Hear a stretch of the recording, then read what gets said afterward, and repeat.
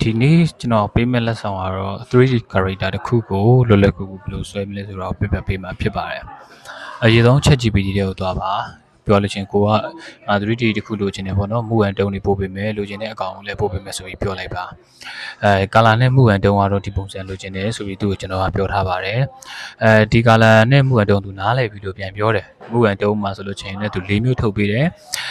avatar နဲ့ပတ်သက်တဲ့ style တွေထုတ်ပေးတယ် okay အဲ့ဒါဆိုလို့ချင်းကိုအသုံးပြုမဲ့အကောင်လေးကိုကျွန်တော်တို့ Pinterest မှာသွားရှာပြီးတော့လေငါသုံးမှာတော့ဒီကောင်ငါလို့အသုံးပြုမဲ့လုပ်ငန်းကတော့ဘာလုပ်ငန်းဆိုပြီးသူပြောလိုက်တဲ့အခါကျလို့ချင်းသူကဒီလုပ်ငန်းနဲ့ပတ်သက်ပြီးတော့သူကအနည်းဆုံးဟာကိုသူထုတ်ပေးတယ်ပေါ့နော်ဒါဆိုလို့ချင်းလည်းသူကရှင်းပါတယ်သူဒီ social media guideline တွေအနေနဲ့ဆိုလို့ချင်းနိုင်ဝတ်ထားမှာလားပေါ်လို့ချင်း background ကိုရောဒီ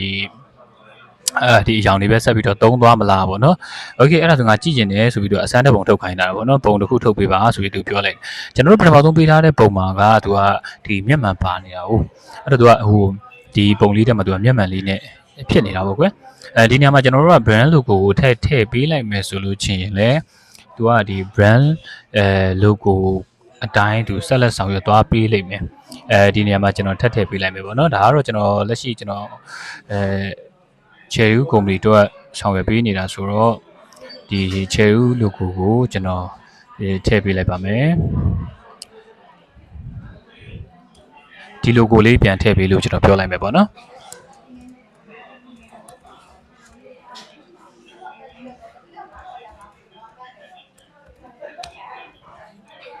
ဒါဆိုလို့ချင်းထွက်လာမဲ့ပုံက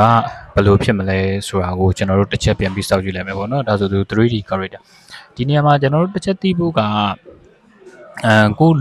ဒီပုံထွက်လာပြီဆိုလို့ချင်းကျွန်တော်တို့ကနောက်ထပ် position တွေကျွန်တော်တို့ဘောင်းစုံထပ်ထုတ်ခိုင်းလို့ရတယ်ဒီနေရာမှာနောက်ထပ်သူဘယ်လို position တွေကျွန်တော်ထပ်ထွက်လာမလဲဆိုတာကိုလည်းပြပြပေးမယ်တချို့နေရာတွေကျွန်တော်ဒီ video ရှေ့မှာဆိုလို့ကျွန်တော်နည်းနည်းရစ်ပြီးတော့တွားလိုက်မယ်ပေါ့နော်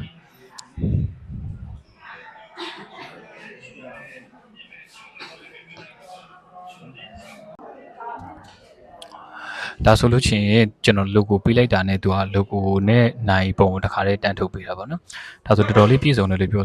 လို့ရတယ်အိမ်မှာကအစပေါ့နော်နောက်ပိုင်းကျွန်တော်တို့နောက်ထပ်ကျွန်တော်ဗာထပ်ခိုင်းမလဲဆိုတော့ကျွန်တော်တို့ဒီ character တီးတက်ဒီ position 10မျိုးထုတ်ခိုင်းမယ်ပေါ့နော်